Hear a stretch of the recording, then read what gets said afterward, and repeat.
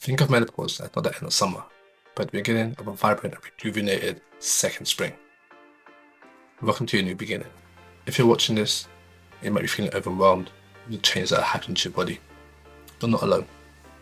There's one thing out there that not everyone is talking about that can help you take control back and stop menopause having the reign over your health that is happening.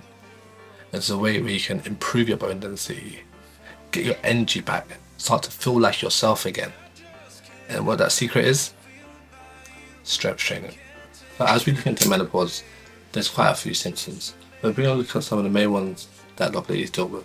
Maybe we have the hot flushes, the night sweats. Ones that a lot of people don't talk about because it's not seen is the loss of confidence, self-confidence, and not knowing who you are. There's also the increased risk of osteoporosis, sarcopenia, muscle loss. There's a lot of symptoms that you go through. And this is where we need to deal with these symptoms so we don't have adverse effects later on down the line where you're likely to break bones by not having stronger bones, having more muscle in your body. We have the cardiovascular health, which is the number one killer of all women. So we need to improve cardiovascular health disease. Strength training is a big way to combat all these increased risks. So let's dive into the topic of strength training and why it can be your new best friend through this menopause transition. The goal here is to improve health and wellness for the long term, to increase longevity. There's so many misconceptions about strength training, especially for older people. But you can still grow muscle into your 80s. You can keep growing muscle as you get older. And the misconception of training is that you're going to hurt yourself. Have proper technique. You learn from a professional, get a good personal trainer, someone that can help teach you the technique. Another misconception, you have to lift always heavy. You don't have to lift heavy, and the heavy is relative to the person. You may have someone that can lift 100 kg and it's very light to them. Someone that lifts 40 kg and it's heavy to them.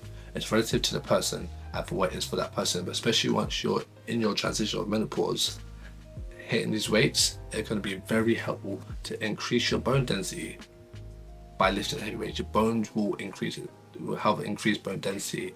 The misconception of training with weights is far blown out of proportion. To practice, you can start with light weights. You don't have to get up to heavy weights. You can start with light dumbbells. Use your body weight. That is still part of it. Use your body and gradually increase it. Okay, I'm going to use a light dumbbell. Start increasing the dumbbell. Start pushing yourself because you will get stronger and you can always grow muscle.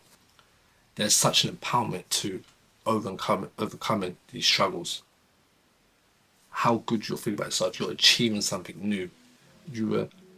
I said, some ladies where when they lose sight of who they are through this transition, and you go to the gym, you start meeting new people, you have a fostered sense of community, and you start improving yourself by getting stronger, having your empowerment of you are improving, and it's not just going to take over you. This is where the power of strength training is so important just for longevity. Where do you start? You can start simply in your house. Simple ones where people who haven't exercised before is I can help them teach them how to squat. Let me see how they squat. It's literally you're sitting down in your chair and getting back up. Again, these are going to be exercising your leg muscles. These are things that we do in everyday life. We go for walks.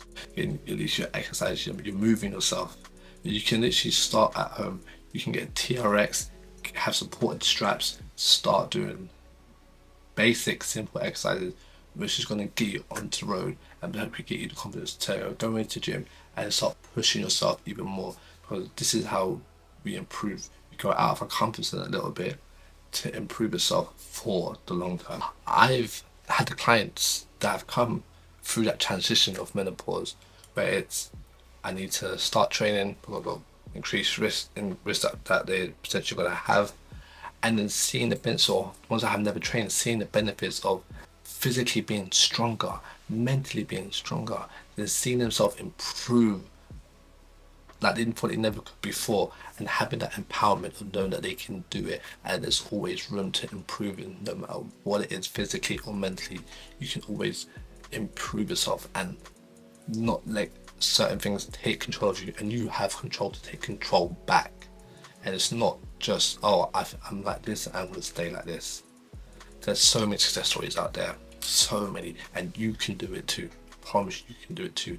It's just taking that first little step and you'll be on your way. As I say here, starting strength training is not a choice but essential empowering tool for managing menopause symptoms. So remember, it's not the end of summer, but a vibrant and rejuvenated second spring. But ladies, hit the subscribe button and I'll see you in the next one. Take care.